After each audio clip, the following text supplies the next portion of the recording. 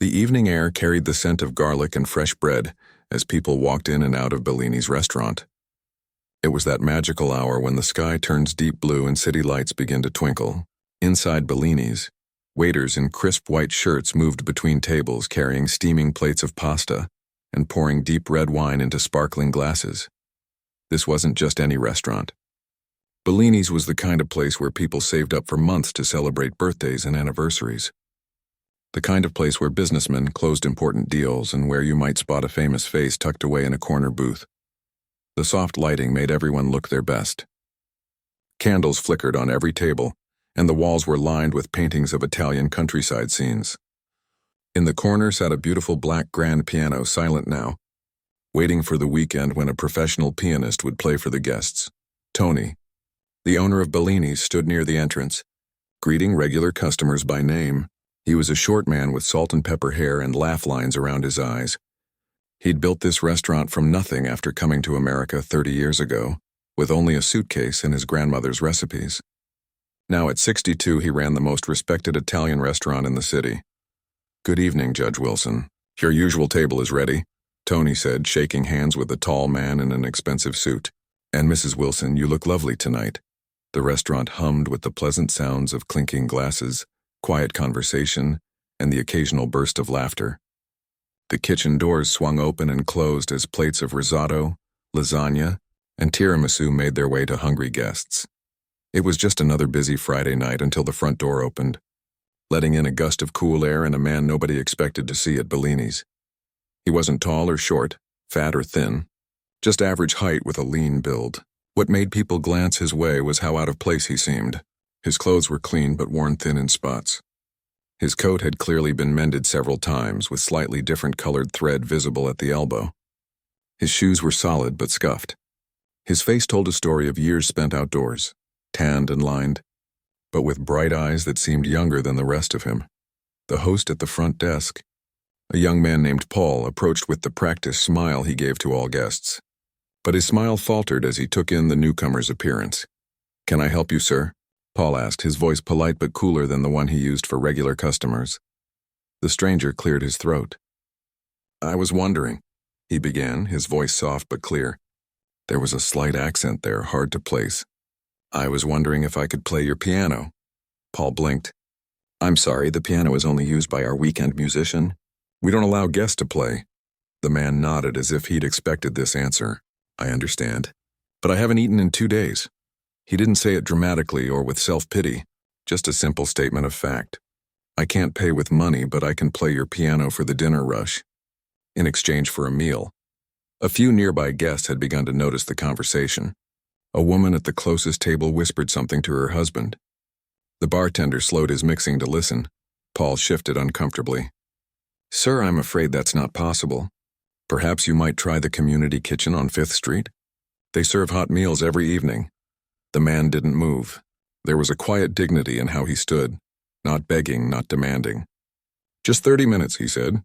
"I play. You decide if it's worth a plate of pasta." Paul was about to call for security when Tony appeared at his side, having overheard the exchange. "What's going on here?" Tony asked, his eyes moving from Paul to the stranger. "This gentleman wants to play our piano in exchange for food," Paul explained in a low voice. Tony studied the man for a long moment. In his younger days, Tony had known hunger. He'd slept on park benches when he first arrived in this country. Something about the clear, steady gaze of this stranger made him pause. "What can you play?" Tony asked. "Anything," the man replied simply. "Classical, jazz, popular songs. Whatever your guest would enjoy." A few more people were watching now. Tony knew the next few moments would either be uncomfortable for everyone or something else entirely. He made a decision. "1 meal," Tony said firmly. "You play for 30 minutes, you get 1 meal. That's my offer." Relief flickered across the man's weathered face. "Thank you," he said with a slight bow of his head. Tony nodded to Paul. "Show him to the piano." As the stranger followed Paul through the restaurant, people returned to their conversations. Some rolled their eyes. Others whispered behind their menus. A few watched with mild curiosity. Most expected to be subjected to amateur plunking on the keys, a small price to pay for Tony's kindness to what appeared to be a homeless man. The stranger removed his worn coat and placed it neatly on a chair next to the piano. He sat down on the bench, taking a moment to adjust its height. His movements were precise, practiced. He flexed his fingers once, twice, and then gently placed them on the keys. For a heartbeat, the restaurant continued as normal. Servers taking orders, diners cutting into their veal, a cork popping from a wine bottle at the bar. Then the music began. The first notes floated through the air like snowflakes, delicate, perfect, and utterly mesmerizing. It was Chopin, his nocturne in E-flat major, played with such sensitivity that the hairs on people's arms stood up. Lisa, a server carrying a tray of lemon waters, stopped mid-step. The couple at table 12 paused their conversation, forks hovering halfway to their mouths. At the bar, a businessman who had been checking his phone looked up, his eyes widening. The stranger played with his eyes closed, his body swaying slightly with the melody. His fingers moved across the keys with a grace that seemed impossible from hands that looked so worn.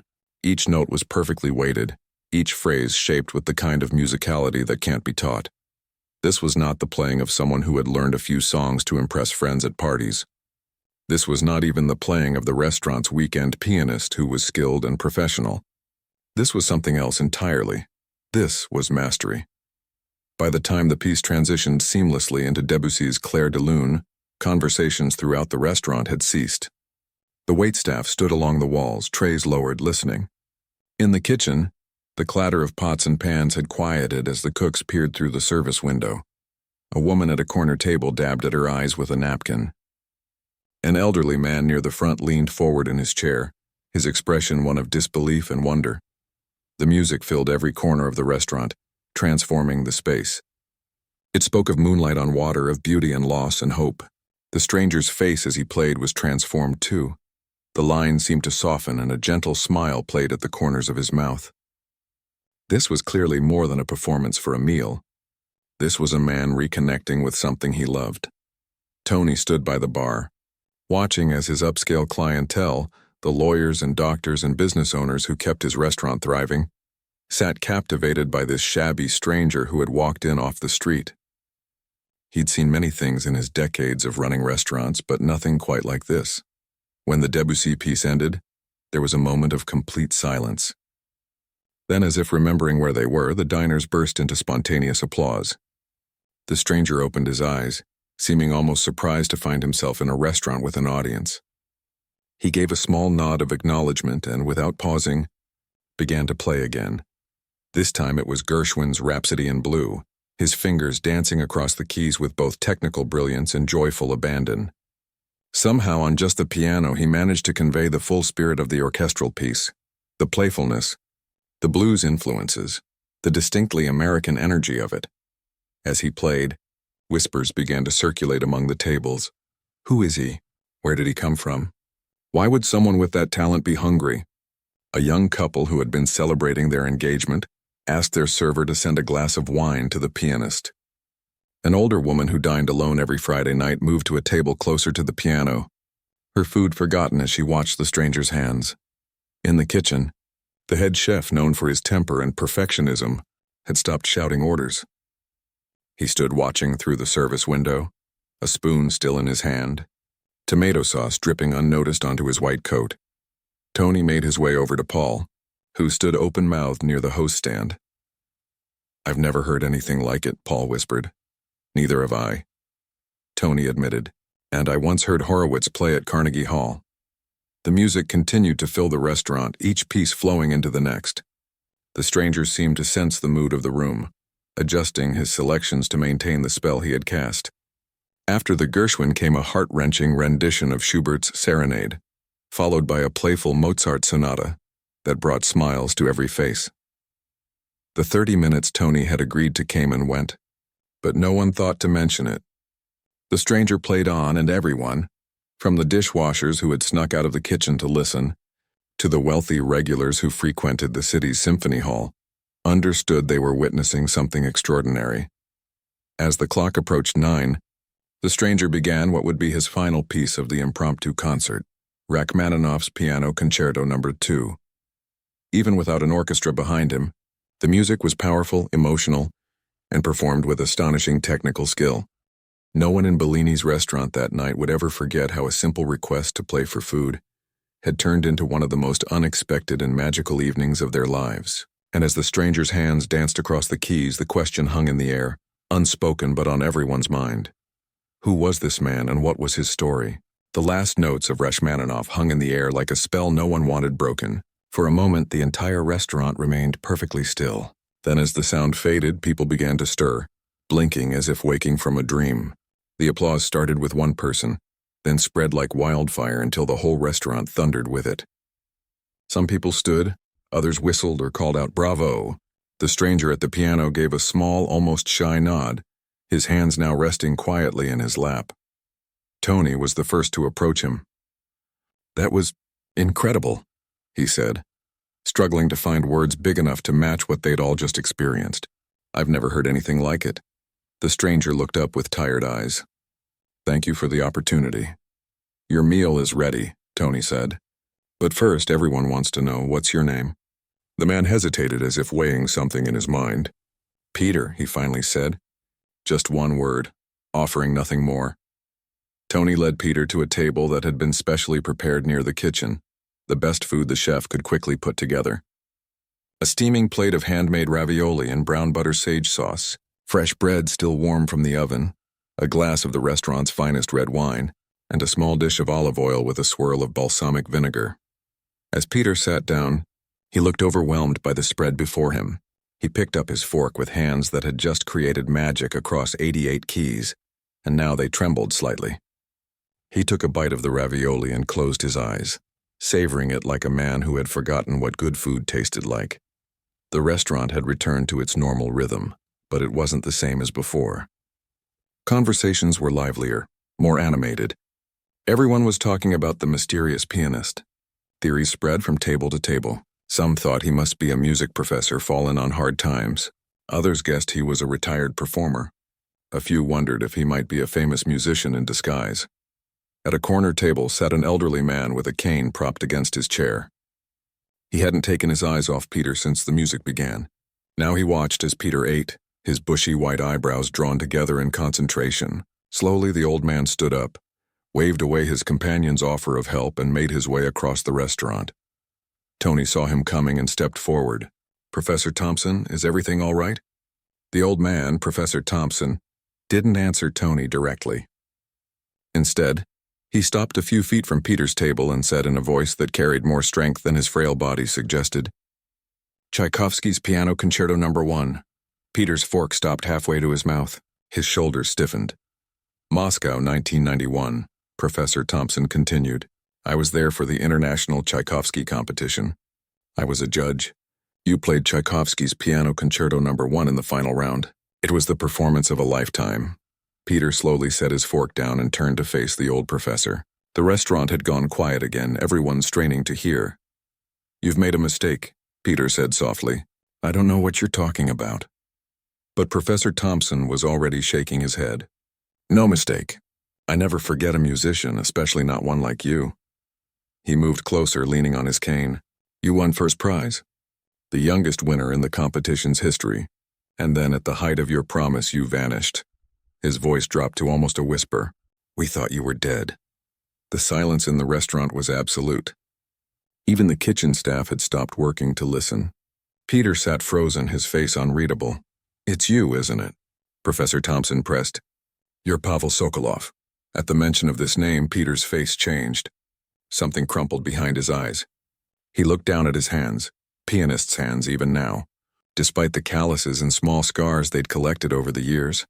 "I haven't heard that name in a very long time," he finally said, so quietly that people leaned forward to catch his words. Tony looked between the two men, confused. "Pavel Sokolov? Who is that?" Professor Thompson turned to address not just Tony but the whole restaurant, his voice taking on the tone of a lecturer. Pavel Sokolov was a prodigy. Born in the Soviet Union, he could play Bach from memory by age 4. By 16, he was performing with major orchestras. At 19, he won the International Tchaikovsky competition, the Olympics of classical piano. The Soviet authorities were grooming him to be their cultural ambassador to the world. He turned back to Peter, or Pavel, his voice gentler now. And then right before his first world tour, he disappeared. No concerts, no recordings, nothing, just gone. By now, several people had pulled out their phones, searching the name. Gasps and murmurs spread through the restaurant as they found old videos and articles. "Look," a young woman exclaimed, holding up her phone to her date. "It's him, 30 years younger, but it's definitely him." An older couple huddled over their phone, watching footage of a teenage boy playing with an orchestra, his fingers flying across the keys with the same magic they'd just witnessed in person. Pavel, it was impossible to think of him as Peter now, sat very still, his meal forgotten. His secret was out, exposed under the warm lights of Bellini's restaurant on what should have been just another hungry night. Tony pulled out a chair and sat down across from Pavel. "Is it true?" he asked. "Are you really this famous pianist everyone's talking about?" Pavel looked around the restaurant. Dozens of eyes were on him, waiting. He took a deep breath and nodded once. "Yes," he said. "I was Pavel Sokolov, but that person doesn't exist anymore." "What happened?" Tony asked the question everyone wanted answered. "Why would someone with your talent be hungry? Why would you disappear at the height of your career?" Pavel's hands moved restlessly on the table, as if seeking the familiar comfort of piano keys. "It's not a very interesting story," he said. "We'd still like to hear it," Tony replied gently. Pavel took a sip of water, gathering his thoughts. When he spoke, his voice was quiet but clear. "I was 19 when I won the competition. Just a boy, really. I had been playing piano since I could walk. My father," he paused, "my father was a failed musician. He saw in me the talent he never had. From age 4, I practiced 8 hours a day. No friends, no normal childhood, just the piano." He looked down at his hands. "When I won, everything happened so fast. The Soviet government had plans for me. World tours, recordings, interviews. I was to be their proof that their system produced the best musicians." A small, bitter smile crossed his face. This was just before the Soviet Union collapsed. They were desperate for good news, for victories they could claim. The pressure was unbearable. I couldn't sleep, couldn't eat. Every time I sat at the piano, all I could hear was my father's voice criticizing every note. The government officials talking about my responsibility to the motherland. The critics analyzing my technique. Pavel's voice had taken on a distant quality, as if he was speaking from the past. The night before I was supposed to leave on my world tour, I had a complete breakdown. I was staying in a hotel in Vienna. I walked out with just the clothes I was wearing and my passport. Left everything else behind, my suitcases, my tuxedo, my future. The restaurant was so quiet you could hear the candles flickering. I crossed borders, took buses to countries where no one would recognize me. I changed my name, worked whatever jobs I could find, dishwasher, gardener, night watchman. Eventually, I made my way to America. "But the piano," Professor Thompson interjected, his voice pained. "How could you give up the piano?" Pavel looked at him with tired eyes. "I didn't touch a keyboard for 5 years after I left. It hurt too much. Later, I would sometimes play in empty churches, late at night when no one was around. The music was still in me, but it was private. Mine again. Not for judges or critics or governments." "And today?" Tony asked. "What made you come in and ask to play?" Pavel gave a small shrug. "Hunger is a powerful motivator. I lost my night watchman job last month. Couldn't make rent. I've been sleeping in the park. As I walked by your restaurant, I saw the piano through the window and I just knew it was time." "Time for what?" Professor Thompson asked. "Time to make peace with who I used to be," Pavel said. His eyes moved around the restaurant, taking in the faces watching him, some curious, some moved to tears by his story. "I never expected this reaction. I just wanted a hot meal." Tony looked at the half-eaten food on Pavel's plate. "Well, you've more than earned this dinner, and—" He hesitated, then continued with more confidence. "And if you'd like, there's a job here for you. Our weekend pianist just gave notice. The position is yours if you want it." Pavel stared at him in surprise. "You would hire me? Just like that? After what we heard tonight? I'd be a fool not to." Tony smiled. "Regular meals, regular pay. Nothing fancy, but it's honest work." For the first time, a real smile spread across Pavel's weathered face. The years seemed to fall away, and everyone could suddenly see the young man he must have been. Brilliant, passionate. Before the pressure broke him. "I would like that very much," he said simply.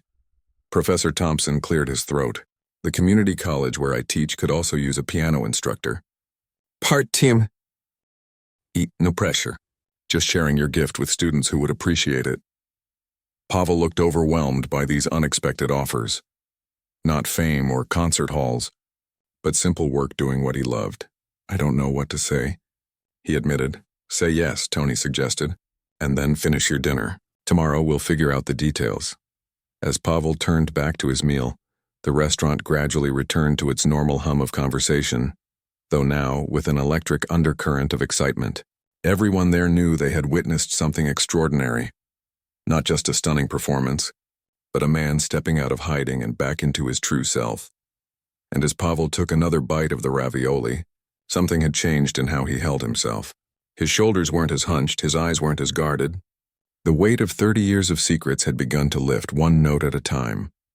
The next morning arrived with golden sunlight streaming through the city streets. Pavel woke up disoriented, not on his usual park bench, but in a small room above Bellini's restaurant. Tony had insisted he stay there for the night, a simple space with a cot, bathroom, and a window overlooking the busy street below. For the first time in months, Pavel had slept deeply, without one eye open, without the constant alertness that came with sleeping outdoors. He sat up slowly, running his hands through his gray-streaked hair. The events of the previous night came flooding back, his desperate decision to ask for food in exchange for playing, the feeling of piano keys beneath his fingers after so long, and most jarring of all, being recognized, being called by a name he had buried decades ago. A soft knock on the door pulled him from his thoughts. Pavel, it's Tony. Got some breakfast when you're ready. 15 minutes later, freshly showered and wearing the same clothes from yesterday, Tony had promised to find him some new ones. Pavel sat at a small table in the empty restaurant. Morning light painted the white tablecloths gold, and the place had a peaceful feeling without the evening bustle. Tony had set out coffee, eggs, toast, and fruit, simple food that looked like a feast to Pavel's hungry eyes. Sleep all right? Tony asked, pouring coffee for them both.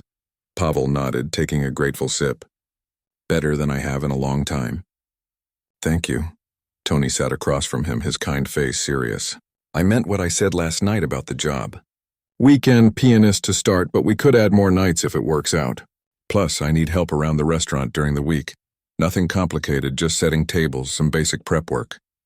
The room upstairs comes with the job. Pavel set down his coffee cup, overwhelmed. Why would you do this for a stranger? Tony smiled, the wrinkles around his eyes deepening. First, you're not exactly a stranger anymore. Second, I know what it's like to start over with nothing. He gestured around the restaurant.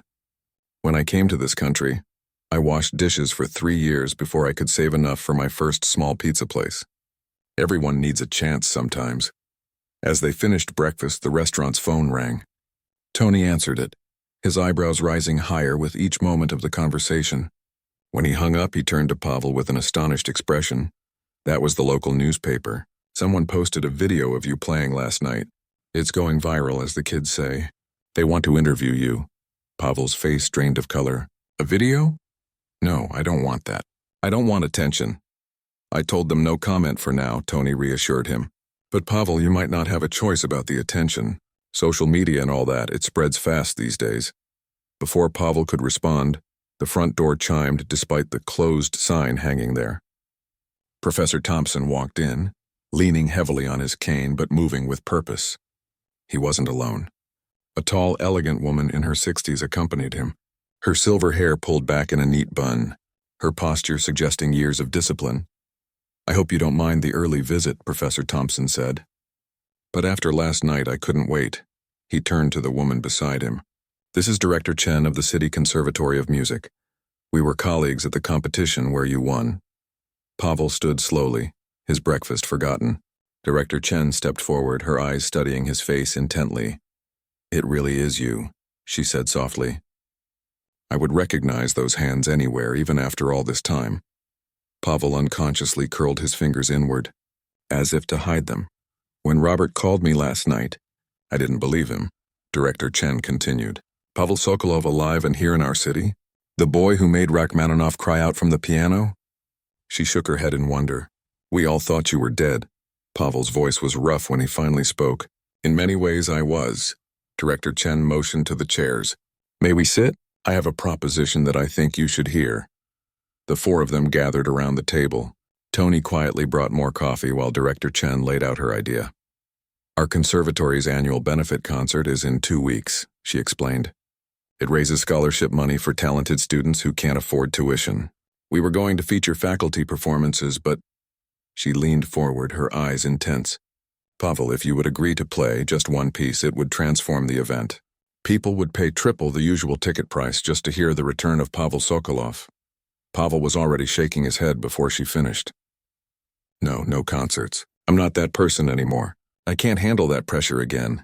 It wouldn't be like before, Professor Thompson interjected. No critics, no career expectations. Just one night, one piece for a good cause. And what happens after? Pavel challenged. The videos?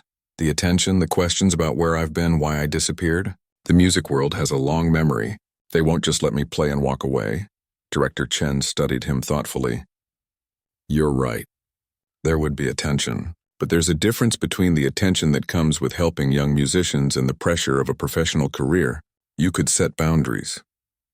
Pavel stood up and walked to the piano that had changed his life just hours ago. He ran his fingers lightly over the keys without pressing them, feeling the familiar smoothness. For 30 years he had lived in shadows, taking jobs where no one looked at his face, keeping to himself. The thought of stepping back into the light terrified him. I promised myself I would never go back, he said quietly. Last night was different. I was hungry. I needed food, not applause. Yet the music poured out of you like you've been playing concerts every day, Professor Thompson observed. That kind of talent doesn't die, Pavel, it waits. Tony, who had been silent during this exchange, finally spoke up. What if there was a middle path? The others turned to him. Pavel plays here at Bellini's. Regular job, good pay, nice room upstairs. No pressure, no cameras allowed. Just beautiful music for people enjoying their dinner. If he ever wants to do more, that's his choice. But no one pushes him. The simple compassion in Tony's voice made Pavel's throat tighten. Here was someone who had seen him at his lowest, hungry, desperate, and still offered dignity. I like Tony's plan, Pavel said firmly. I'll play here. Nothing more for now. Director Chen looked disappointed but nodded her understanding. The offer stands if you change your mind. Meanwhile, would it be all right if I came to hear you play sometimes? Just as a dinner guest? A small smile touched Pavel's lips. I would like that. As they continued talking, the front door chimed again. This time it was a delivery man carrying a large cardboard box. Package for Bellini's restaurant, he announced. Tony signed for it, looking puzzled. We're not expecting any deliveries today. He opened the box and gasped. Inside was a stack of pristine music scores. Bach, Chopin, Liszt, Beethoven, and on top a handwritten note. For the pianist who moved us to tears last night. Please keep playing. From the Thursday night dinner group, table 7. Pavel stared at the music books, running his fingers gently over the covers. Sheet music was expensive, and this collection would have cost hundreds of dollars. People want to hear you, Pavel, Professor Thompson said gently. Not because you're the prodigy who disappeared, but because your music touched them. As the day progressed, more people stopped by Bellini's despite it being closed. A retired couple brought a tin of homemade cookies. A young music student shyly asked if Pavel would sign her piano theory book. The local thrift shop owner arrived with 3 sets of clean, good quality clothes in Pavel's size. By afternoon, Pavel sat at the restaurant's piano again, this time wearing a new blue button-up shirt and khaki pants. The gifts had overwhelmed him, but Tony had helped him see them for what they were. Not pressure, but welcome. Try out those new music books. Tony encouraged as he prepared the restaurant for evening service. Get comfortable with the piano. Tonight's your first official night as Bellini's pianist. Pavel opened the Bach collection, finding the well-tempered clavier. He began to play, not performing now, just reacquainting himself with notes that had once been as familiar as his own heartbeat. Gradually, the tension in his shoulders eased. The music flowed more naturally, his fingers remembering pathways they had traveled thousands of times before. He was so absorbed that he didn't notice the small crowd that had gathered outside the restaurant windows, watching silently, drawn by the music floating onto the street. Among them was a distinguished-looking older gentleman with a cane who stood apart from the others, his eyes fixed on Pavel with an intensity that might have been recognition, might have been something more. Inside, unaware of his growing audience, Pavel continued to play. For the first time in decades, the music felt like neither a burden nor an escape, just a part of himself he had buried for too long. Note by note, measure by measure, Pavel Sokolov was coming back to life. As Tony watched from the bar, polishing glasses and smiling to himself, he knew he was witnessing something precious, not just a man reclaiming his gift, but the beginning of a story no one could have predicted. The mysterious pianist who had asked to play for a meal was finding his way home, one key at a time. And outside, the man with the cane continued to watch, his face a complex mixture of emotions, waiting for the right moment to step inside and speak a truth that would change everything again. 2 weeks had passed since Pavel first walked into Bellini's restaurant. The small room above the kitchen had slowly transformed from an empty storage space into a modest home. A second-hand bookshelf held his growing collection of music scores. A simple radio sat on the windowsill. The walls now featured 2 framed photographs, one of the Moscow Conservatory where he had studied as a boy, and another of Bellini's piano, taken by a customer who had been moved by his playing. Pavel's life had fallen into a new rhythm. Mornings were spent helping around the restaurant, setting tables, polishing glasses, chopping vegetables alongside the kitchen staff who had welcomed him without question. Afternoons were his to practice at the piano when the restaurant was empty, reawakening muscles and memories that had lain dormant for years. Evenings he played for the diners, his music flowing through the rooms like another ingredient in the meals. Essential, nourishing. Tonight, Bellini's was packed. Word had spread about the pianist, though most visitors didn't know the full story of who he was.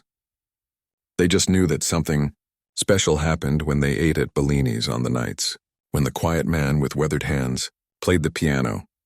Pavel finished a gentle rendition of a Chopin nocturne as waiters cleared away dinner plates.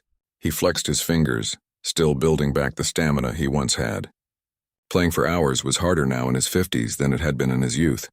Water? Tony appeared at his side offering a glass. Thank you. Pavel took a sip, glancing around the full restaurant. Busy night. Tony nodded, pride evident in his smile. Reservations booked solid for the next month. Never seen anything like it. Pavel frowned slightly. Because of me? Good food, good music. Tony shrugged. Perfect combination. But both men knew it was more than that. Despite their best efforts to keep Pavel's story quiet, rumors had spread. Most patrons respected the unspoken rule against photos or recordings. But Pavel had spotted phones held discreetly beneath table edges, capturing snippets of his performances. He chose to ignore them, focusing instead on the peace he felt when playing. As Pavel prepared for his next set, the front door opened, admitting a late diner. The man was tall and straight-backed despite his age, which Pavel guessed to be around 70. He carried himself with the confidence of someone accustomed to authority. His clothes were expensive but understated. A dark gray suit that fit perfectly, a blue tie, polished shoes. He stood at the entrance, scanning the restaurant until his eyes found Pavel at the piano. Something about his gaze made Pavel pause, hands hovering above the keys. There was something familiar in that stern face, something that reached back across decades and continents. The man spoke briefly to Paul, the host, then was escorted to the last available table, close to the piano. Pavel forced himself to look away to focus on the music. He began playing Beethoven's Moonlight Sonata, losing himself in its haunting melody. But he felt the stranger's eyes on him throughout the piece, unwavering, intense. When Pavel finished, the restaurant filled with appreciative applause. He acknowledged it with a nod, then stood to take his customary short break. As he turned away from the piano, the stranger rose from his table and stepped forward. Pavel Nikolaevich, the man said, his voice heavily accented with Russian. It's been a long time. Pavel froze. No one had addressed him by his patronymic in 30 years. He stared at the man, memories rushing back like a flood breaking through a dam. Director Volkov, he whispered. The older man nodded once. You remember me, good. How could Pavel forget? Volkov had been the director of the Moscow Conservatory during Pavel's final years there, and later, the head of cultural affairs for the Soviet government's music program. He had been the one to arrange Pavel's ill-fated world tour, the one who had told him repeatedly about his duty to bring glory to the motherland. What are you doing here? Pavel asked, his voice sharper than he intended. May I sit? Volkov gestured to the piano bench. After a moment's hesitation, Pavel nodded and they both sat facing away from the piano, their backs to the keys. I saw a video, Volkov explained. Someone posted it online, you playing Rachmaninoff. I couldn't believe my eyes. All these years, and he shook his head. We searched for you, you know, for months. Your father was devastated. Pavel's hands clenched into fists at the mention of his father. Is he still alive? No. Volkov's face softened slightly. He passed 10 years ago. A complicated mix of emotions washed over Pavel. Relief, sadness, a strange sense of freedom. His father had been his first teacher, his harshest critic, the architect of both his talent and his breakdown. I'm sorry for your loss, Pavel said automatically, though he wasn't sure how he truly felt. He never gave up hope of finding you, Volkov continued. Even after the Soviet Union fell, he kept searching. He believed you had been kidnapped or killed. He couldn't accept that you had chosen to leave. Pavel looked out at the restaurant, at the people enjoying their meals, unaware of the decades of history unfolding at the piano bench. It wasn't a choice, he said finally. It was survival. Volkov studied him, taking in the lines on his face, the gray in his hair, the calluses on his hands that spoke of years of manual labor. You could have been one of the greats. You could have played in every major concert hall in the world. And I would have been dead by 30, Pavel replied bluntly. The pressure was killing me. No one saw it, not you, not my father, not my teachers. No one except me. Tony approached cautiously, sensing the tension. Everything okay here, Pavel? Pavel nodded. Yes, an old acquaintance from Russia. Tony looked between them, clearly unconvinced, but moved away to give them privacy. Why are you here, Director Volkov? Pavel asked directly. What do you want from me? The older man straightened his already impeccable tie. Next month, the Moscow Philharmonic is performing in this city. Their scheduled soloist for Rachmaninoff's Piano Concerto No. 2 has fallen ill. When I saw that video of you, when I realized you were alive and still playing. He paused. It would be the return of the century. Pavel Sokolov, playing with the orchestra from his homeland 30 years after vanishing. Pavel laughed, a short, disbelieving sound. No, absolutely not. The fee would be substantial, Volkov pressed. I don't need money. I have a job, a roof over my head. You're working as a restaurant pianist and living in what, a storage room? This is how the great Pavel Sokolov ends his story? Pavel stood abruptly. My story isn't ending. It's finally beginning again on my terms. Not yours, not Russia's, not anyone's but mine. Volkov stood as well, his expression hardening. You still owe a debt to your country, to the education you received, to the people who supported you. I owed that debt to a country that doesn't exist anymore, Pavel shot back. The Soviet Union is gone, Director. And so is the boy you tried to turn into a propaganda tool. Their voices had risen, drawing attention from nearby tables. Tony was making his way back over, concern evident on his face. Pavel took a deep breath, trying to regain his composure. Please leave, he said quietly. Enjoy your dinner. The food here is excellent, but I won't discuss this further. Volkov reached into his suit jacket and produced a business card, placing it on the piano. My hotel number. The offer stands until Friday. With a stiff nod, he returned to his table. Pavel sat back down at the piano, his hands trembling slightly. The familiar sensation of panic crept up his throat. The same feeling that had driven him to flee Vienna 30 years ago. He closed his eyes, fighting it back, focusing on his breathing. A gentle hand touched his shoulder. He looked up to find Professor Thompson standing beside him. I saw who you were talking to, the old professor said quietly. Director Chen recognized him too, Alexander Volkov, the Soviet cultural attaché who used to attend all the major competitions. Pavel nodded wearily. He wants me to perform with the Moscow Philharmonic. Professor Thompson's bushy eyebrows rose. And what do you want, Pavel? It was such a simple question, yet no one had asked it of him for most of his life. What did he want? Not what did his father want, or his country, or the musical world. What did Pavel Sokolov want? He looked around Bellini's, at Tony directing the waitstaff, at the diners enjoying their food and wine, at the piano that had become his sanctuary. I want peace, he said finally. I want to play music without feeling like my life depends on every note being perfect. Professor Thompson nodded thoughtfully. Then that's what you should have. He paused. But Pavel, choosing peace doesn't have to mean hiding forever. There's a middle path. Before Pavel could respond, Tony appeared with a plate of tiramisu. Thought you could use this, he see. Aide, setting it down next to the piano. Whoever that guy is, he's making you upset. Say the word and I'll ask him to leave. The simple kindness of the gesture, a dessert and the offer of protection, made Pavel's throat tighten. These people who barely knew him showed more care for his well-being than those who had shaped his early career ever had. Thank you, Tony, he said, but it's okay. I need to face this eventually. As Pavel turned back to the piano, he caught Volkov watching him from across the room. The older man raised his wineglass in a small toast, his expression unreadable. Pavel began to play again, choosing Debussy's Clair de Lune, peaceful, ethereal. Worlds away from the technical fireworks Volkov would want him to perform. For now, the piano bench at Bellini's was where Pavel belonged. But as his fingers danced across the keys, he wondered if maybe, just maybe, there was a way to make peace with his past without losing the freedom he had fought so hard to find. Friday morning arrived with sheets of rain pattering against Pavel's window. He had barely slept, his mind replaying the conversation with Volkov over and over. The business card sat untouched on his nightstand, a small rectangle of expensive paper that somehow managed to fill the entire room with its presence. Today was decision day. Volkov would be expecting an answer about the Moscow Philharmonic performance. Pavel had avoided thinking about it, throwing himself into his work at the restaurant, playing for hours until his fingers ached, anything to push the choice away. But time had run out. He dressed slowly and made his way downstairs. The restaurant was quiet in the morning light, chairs still stacked on tables from the night before. Pavel headed straight to the piano, his refuge. He played a few notes, then stopped, the music failing to provide its usual comfort. Coffee. Tony emerged from the kitchen, 2 steaming mugs in hand. Pavel accepted one gratefully. You're here early. Delivery day.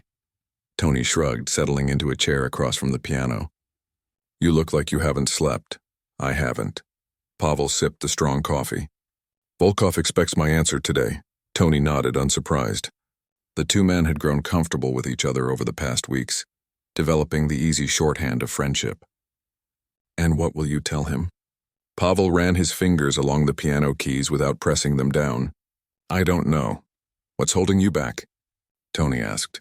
Fear of going back to that life? Or fear of missing an opportunity? The question hit home. Pavel had been so focused on avoiding the pressure and pain of his past that he hadn't considered he might be running from something good as well. Both, I think, he admitted. When I walked away 30 years ago, I was broken. The thought of being that person again terrifies me. He took another sip of coffee, but part of me wonders if I can face the music world again on my terms this time. Just once, Tony considered this. Seems to me you're not the same person you were back then. You're stronger now. Maybe. Pavel wasn't sure. He'd survived decades of hardship, yes, but he'd done it by hiding. The front door chimed as Professor Thompson entered, shaking rain from his umbrella. Hope you don't mind the early visit, he called out. Thought you might want some company today. He made his way to their table, moving slowly with his cane. Coffee? Tony offered, already standing. Please. The professor settled into a chair with a grateful sigh. Once Tony had gone to fetch another mug, he turned to Pavel. Have you decided? Is it that obvious I'm struggling? Pavel asked. The professor chuckled. Only to those of us paying attention. His expression grew serious. Volkov has quite a reputation, you know. He's been the power behind Russian classical music for decades. Not always a kind man from what I've heard. No, Pavel agreed. Not kind, but effective. He gets what he wants. And what he wants is you playing with the Moscow Philharmonic. Professor Thompson leaned forward. Pavel, I won't tell you what to do. But remember, you have options now. You have support. Tony returned with coffee for the professor and a plate of fresh pastries. Breakfast, he announced. Can't make big decisions on an empty stomach. As they ate, the conversation shifted away from Pavel's dilemma to lighter topics. A funny incident with a customer the night before, the professor's struggles with his new smartphone, Tony's plans to expand the restaurant's wine selection. Pavel felt his tension easing slightly, grateful for the distraction. When they finished, Professor Thompson checked his watch. I have a meeting at the conservatory in an hour, but before I go, He reached into his bag and pulled out a newspaper. You should see this. He opened it to a middle page and spread it on the table. A headline read, Mystery Pianist Captivates City's Restaurant Scene. Below was a photograph of Bellini's exterior and a smaller, blurry image taken through the window, Pavel at the piano. His face mostly turned away. Pavel scanned the article quickly. It told the story of an unnamed pianist whose performances at a local Italian restaurant had become the talk of the city. There were quotes from diners describing the emotional impact of the music, the unique atmosphere created. Nowhere did it mention Pavel's real name or history. They respected your privacy, Professor Thompson noted, even though I'm certain the reporter knows who you are. The writer came in for dinner last week, Tony confirmed. Asked me for an interview about you? I told her you valued your privacy, and surprisingly she understood. Said the music was the story, not your past. Pavel felt a rush of gratitude. Thank you for protecting me. That's the thing, Pavel, Professor Thompson said gently. People want to protect you now. It's different from before. Back then, people wanted to use your talent. Now they just want to hear you play. On your terms. The words hung in the air as the professor departed, leaving Pavel and Tony alone with the remains of breakfast. Outside, the rain continued to fall, turning the street into a river of umbrellas and hurrying figures. Pavel stood and walked to the window, watching the city wake up. Somewhere across town, Volkov was waiting for his call, ready to pull him back into a world Pavel had fled. But it wouldn't be the same world, would it? The Soviet Union was gone. His father was gone, and Pavel himself was no longer a frightened teenager crushed by expectations. I think, he said slowly, I'm going to call him. Tony looked up surprised. You're going to do it? The concert? Yes, but on my conditions. Pavel turned from the window, decision made. Just one performance. No publicity using my story, no interviews, no photographs. They can announce me simply as the guest soloist, nothing more. Tony smiled. Sounds like you know what you want. For the first time in a long time, Pavel agreed. And I want to keep playing here too. This is my home now. 3 weeks later, the city's grand concert hall was filled to capacity. The Moscow Philharmonic had taken the stage to enthusiastic applause, performing the first half of their program flawlessly. Now, as the intermission ended, the audience returned to their seats, buzzing with excitement about the mysterious guest soloist who had been announced only days before. Pavel waited in the wings, dressed in a new black suit Tony had helped him choose. His hands were steady, his breathing calm. Professor Thompson and Director Chen stood nearby, offering quiet support. And Tony, looking uncomfortable but proud in his best dress shirt, gave Pavel a thumbs up. Ready? The concertmaster asked, appearing at Pavel's side. Pavel nodded. Ready? He walked onto the stage to curious applause. The program simply listed him as Pavel S., pianist, enough for those in the know to recognize, vague enough for those who didn't. He bowed briefly to the audience, then to the orchestra, before taking his place at the gleaming grand piano. The conductor raised his baton. Pavel placed his hands on the keys. And then, as the orchestra began the opening notes of Rachmaninoff's Piano Concerto No. 2, the world fell away. This was different from playing at Bellini's, different from his competition performances as a young man, different from anything Pavel had experienced before. He played not for judges, not for his father's approval, not for political officials, not even for the audience. He played for himself, for the pure joy of bringing this magnificent music to life. When his fingers struck the keys for his first entrance, those famous, bell-like chords that open the soloist's part, a visible ripple went through the audience. By the time the first movement reached its powerful conclusion, people were sitting forward in their seats, captivated. Pavel felt no fear, no crushing pressure. Just the music flowing through him, his fingers finding each note with precision and passion. The orchestra responded to his playing, matching his energy, creating something greater than any of them could achieve alone. In the final movement, as the piece raced toward its thunderous conclusion, Pavel caught a glimpse of Volkov in the front row. The old man's face showed something Pavel had never seen there before, not satisfaction at a successful arrangement, not pride in a propaganda victory, but genuine wonder at the music itself. The final chords resounded through the hall, and then silence, that magical moment of collective held breath before applause erupts. Pavel remained still, hands hovering above the keys, eyes closed, allowing himself to fully experience this moment of completion. Then came the sound of a single person standing, then another, and suddenly the entire hall was on its feet. The applause was deafening, punctuated by shouts of bravo. Pavel stood and bowed, overwhelmed by the response. As he took his final bow and left the stage, he had no regrets, no desire to hide again. The performance had been a gift, to the audience, to the music, and most importantly, to himself. A reclaiming of what he loved without the weight of expectation that had once crushed him. Backstage, Tony was the first to reach him, clasping his shoulder wordlessly, eyes suspiciously bright. Professor Thompson and Director Chen followed, offering congratulations. "How do you feel?" Professor Thompson asked. Pavel considered the question. "Free," he said simply. Later that night, after declining Volkov's invitation to a reception in his honor, Pavel returned to Bellini's. The restaurant was closed, the chairs stacked on tables, the lights dimmed, but the piano waited, just as it had that first desperate night when he'd asked to play for a meal.